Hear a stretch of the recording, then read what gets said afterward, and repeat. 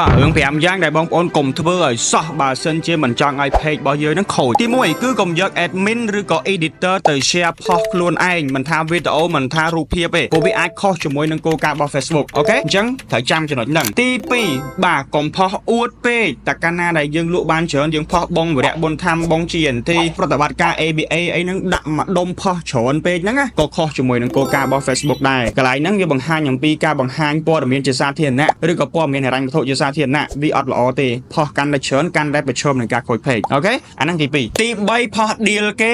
ឬក៏ផុសជេរគេកន្លែងនេះខុស 100% បាទខុសក្រមសីលធម៌ 100% តែម្ដងបងប្អូនមួយចំនួនគាត់អត់សប្បាយចិត្តជាមួយនឹងភ្ញៀវដែលឆាតចូល page បាទឆាតមកតប៉ែច្រើនឬក៏អត់ទិញហើយឬក៏បែរជា cancel អីវ៉ាន់អត់សមហេតុសមផលអីហ្នឹងគាត់អត់សប្បាយចិត្តគាត់ផុសបាទជាសាធារណៈទៅដល់បុគ្គលមួយហ្នឹងកន្លែងហ្នឹងក៏វាប៉ះពាល់ដល់ page ដែរអញ្ចឹងបើគេខុសជាមួយបងប្អូនលើកលែងឲ្យគេទៅមិនចាំបាច់ទៅយកមុខគេទៅផុសក្នុង page យើងទេអត់ល្អទេវាប៉ះពាល់ដល់ page របស់យើងអូខេទី4លក់បញ្ចុះតម្លៃហួសហេតុជ្រុលវាអត់ដែលមានពីណាគេធ្វើ promotion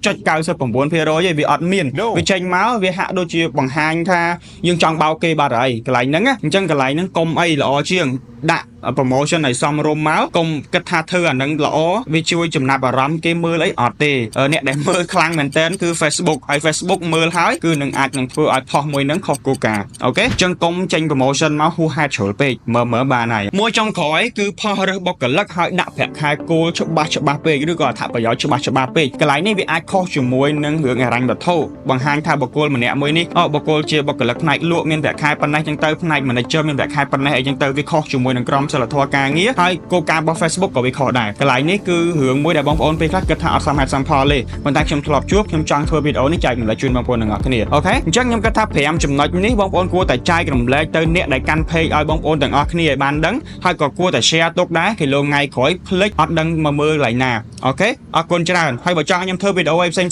ទៀតអាច comment ខាងក្រោមបានអរគុណ